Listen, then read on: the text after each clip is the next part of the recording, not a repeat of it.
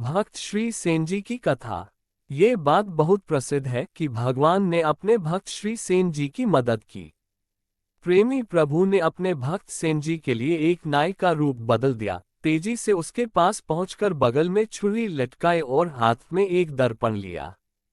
उन्होंने सेन जी के जैसा ही रूप धारण किया और फिर राजा के पास जाकर उसकी हजामत बनाई।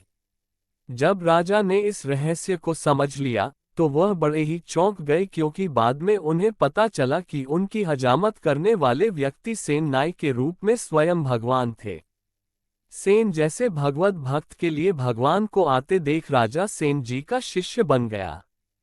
इसका मतलब है कि वह बिल्कुल ही अद्भुत और चमत्कारिक बात हो गई। लगभग 500-600 साल पहले की बात है, जब बुंदेलखंड का बांधवगढ़ नगर अत्यंत समृद्ध था। वहां के राजा महाराज वीर सिंह थे। इस नगर में एक परम संतोषी, उदार और विनयशील भक्त रहते थे, जिनका नाम था सेन। सेन जी का राज परिवार से नित्य का संबंध था। ये जाति के नाई थे और राजा की सेवा और हजामत का काम करते थे। भगवान की कृपा से वे दिन भर की मेहनत और मजदूरी से जो भी कुछ कमाते, वो संतों की सेवा और परिवार के पोषण में लगा देते थे। सेन जी अपने परिवार का ख्याल रखकर और संत सेवा करके संतुष्ट रहते थे। वे हर दिन सुबह स्नान करके, भगवान की पूजा करके और भजन गाकर राज सेवा के लिए निकलते थे। दोपहर में वे घर लौट आते थे। राजा का दैनिक काम था कि वे अपने बालों में तेल लगाकर स्नान करते थे। सेन नाई जब राजा के महल जाने के लिए घर से बाहर निकले तो देखा कि एक समृद्ध संत मंडली भगवान के नाम का संकीर्तन करते हुए उनके घर की ओर आ रही है।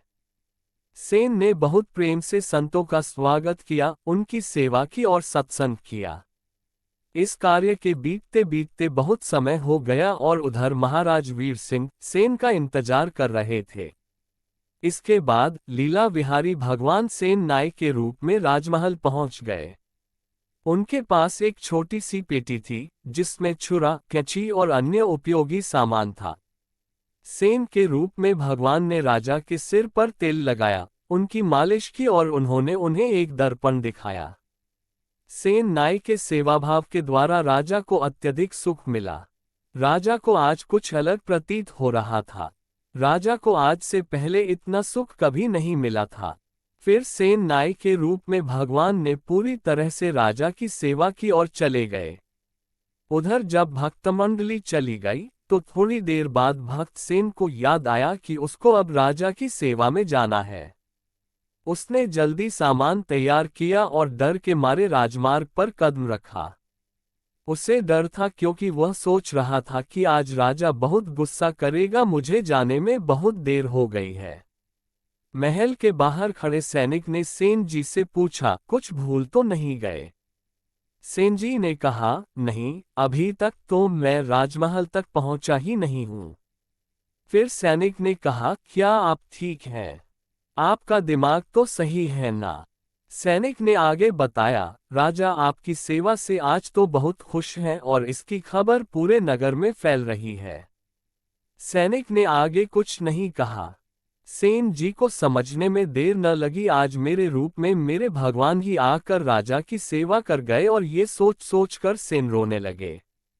सेन जी को अब पूरा यकीन हो गया कि उनकी खुशी और संतोष के लिए भगवान को एक नौकर की तरह सेवा करनी पड़ी। उन्हें खुद पर शर्म आई, क्योंकि उन्हें एक छोटी सी सेवा के लिए भगवान श्री राघवेंद्र को एक नौकर का रूप लेने पड़ा।